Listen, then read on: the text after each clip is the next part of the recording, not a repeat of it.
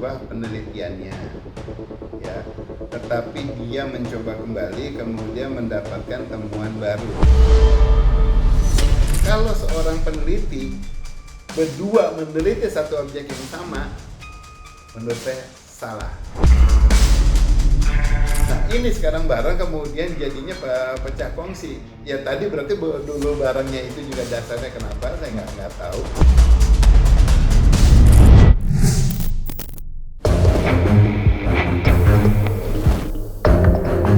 Kasus fitnah ijazah palsu mantan Presiden Joko Widodo hingga detik ini masih bergulir kencang menjadi polemik tiada akhir. Terkhusus belakangan ini usai sikap salah satu terlapor yakni Rismon Sianipar yang tiba-tiba berubah drastis. Ia yang sebelumnya berada di garda terdepan menyuarakan dugaan ijazah palsu kini merubah pandangan. Ia bahkan menempuh langkah restoratif justice kepada sang mantan orang nomor satu negeri. Menanggapi perubahan drastis dalam sikap Rismon Sianipar, pakar telematika Abimanyu Watch Joe Widajat pun buka suara dan memberikan pendapat. Lantas, seperti apa pandangan Abimanyu? Serta apa pula yang membuatnya mengangkat hal itu dalam salah satu konten miliknya? Kalau yang saya ketahui, ya, langsung aja saya bilang yang namanya Rismon itu tidak merubah penelitiannya, ya. Tetapi dia mencoba kembali kemudian mendapatkan temuan baru. Beda kalau mengubah penelitiannya, langkah digital itu tadinya biasanya dia melihat dari satu sisi apa, kemudian dia dilihat dari sisi yang lainnya. Tapi kalau lihat ada temuan baru adalah dia masih memfokus pada objek yang sama, ya. Tetapi kemudian sekarang pas sudah dilihat ada suatu temuan yang kemudian lebih membuat suatu clear yang mungkin dulu tidak terlihat. Itu yang saya terjemahkan dari kata-katanya, dan itu juga yang membuat saya untuk mencoba mengulas, ya, di konten saya.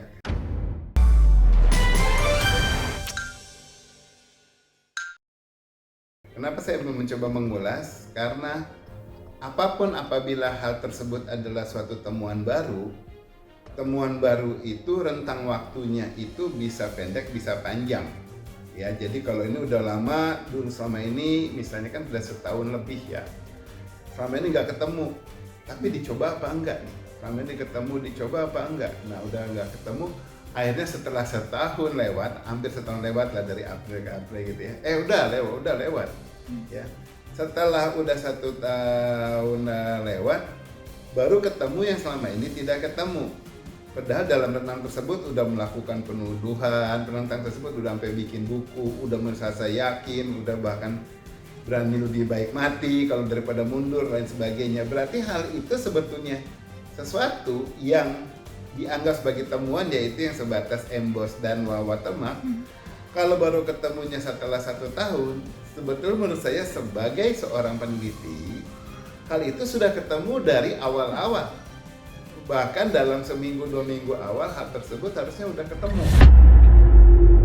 Dalam menuturkan pandangannya itu, Abimanyu tentu berkaca pada diri sendiri kala melangsungkan sebuah penelitian forensik, di mana ia pasti menggunakan sebuah lebih dari satu metode.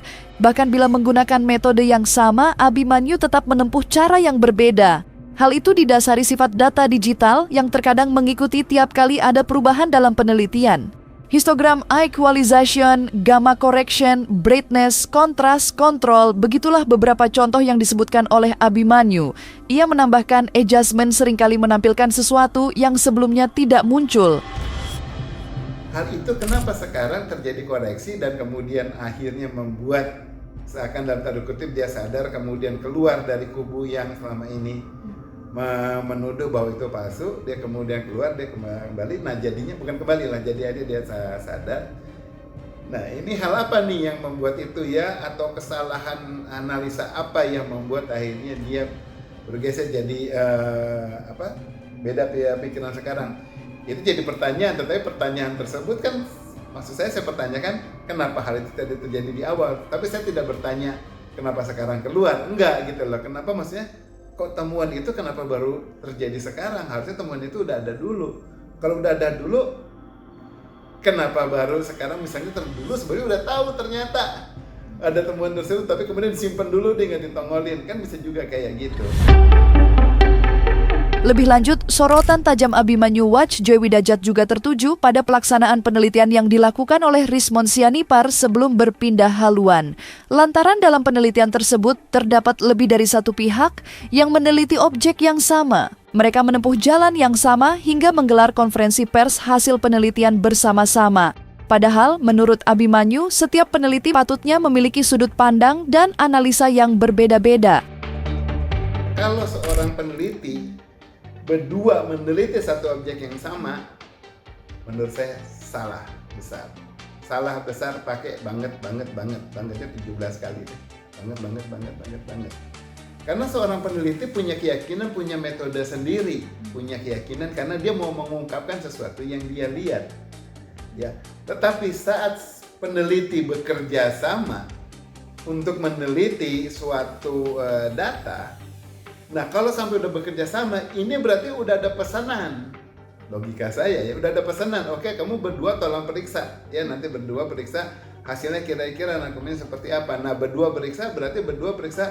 Saya memeriksa bagian apanya, yang satu memeriksa bagian apanya. Kenapa? Karena seorang peneliti harusnya masing-masing bicaranya secara independen. Ya, independen masing-masing mengerjakan sendiri sesuai dengan keilmuan dia, keyakinan dia. Untuk memastikan kira-kira kalau saya sama-sama menyatakan hal yang seperti ini, kemudian data saya akan keluar yang sama atau tidak. Itu pemikiran independen. Sorotan Abimanyu Watch Joy Widajat kemudian berkembang semakin tajam mengingat fakta tentang jejak langkah mereka sebelum sama-sama bergabung dalam penelitian soal dugaan fitnah ijazah palsu. Abimanyu berpendapat bahwa sebelum ini Rismon dan Roy Suryo merupakan dua peneliti yang bertolak belakang. Akan tetapi keduanya tiba-tiba saja bahu-membahu menggelar penelitian yang sama. Sebelum akhirnya mereka kembali memiliki pandangan berbeda. Rismon kini meyakini bahwa ijazah milik sang mantan presiden merupakan ijazah asli. Nah, ini sekarang barang kemudian jadinya pecah kongsi. Ya tadi berarti dulu barangnya itu juga dasarnya kenapa saya nggak tahu. Sekarang pecah kongsi ya, kalau dianggapnya bukan pecah kongsi lah ya, akhirnya semuanya ada suatu pemikiran lain, ya pasti ada sesuatu yang mendasari banget gitu, yang akhirnya membuat ini kemudian dengan dasar bahwa analisa ya, yang dianggap bahwa analisa temuannya yang salah, dia kemudian keluar benar-benar bertolak belakang dari hanya baru dua analisa yang diutarakan, Embos dan Watermark. Itu kan berarti menggugurkan segala kebersamaan yang ini gitu ya, sampai keluar dari situ. Ya ini masih jadi pertanyaan lah, yang bersangkutan yang bisa menjawab. Tak hanya itu, terdapat sebuah kejanggalan lain yang ditemukan oleh Abimanyu, di mana kasus ini sepatutnya murni merupakan kasus digital. Analisa yang dilakukan semua berbasis digital, sedangkan hasil temuan mereka disebarkan dalam sebuah buku berbasis kertas. Bukan berbentuk ulasan digital yang menurut Abimanyu sepatutnya dilakukan oleh pihak Roy, sehingga siapapun dapat menyaksikan secara jelas hasil analisa mereka. Hal itulah yang akhirnya membuat Abimanyu sudah memprediksikan kejadian saat ini dari jauh hari. Tapi kalau dari dulu kelihatan udah jelas. Kenapa saya bilang itu? Karena kita lihat sumber datanya lemah banget. Ya, lemah banget di sini apa?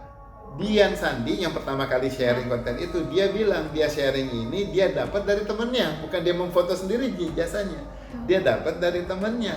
Ya, nah, temannya itu cuman yang cukup dia percaya kemudian disebarkan oleh Dian Sandi. Ya.